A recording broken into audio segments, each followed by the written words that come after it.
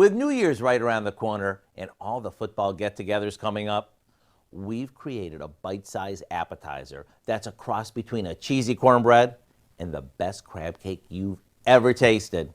Sounds incredible, huh? Well, it is. To throw this together, all we have to do is combine a box of corn muffin mix with some panko breadcrumbs, a good amount of shredded cheddar cheese, some cream cheese, butter, a beaten egg, milk, sliced scallions, and a few spices. After this is mixed, we stir in some crab meat. You want to do this gently so the chunks of crab don't break up.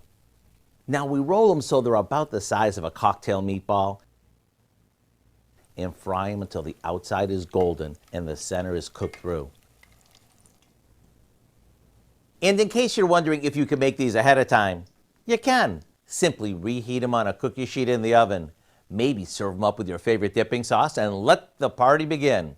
To get the recipe for our cheesy crab poppers, all you have to do is visit our website. I'm Howard in the Mr. Food Test Kitchen, where today we found a get the party started way for you to say, ooh, it's so good.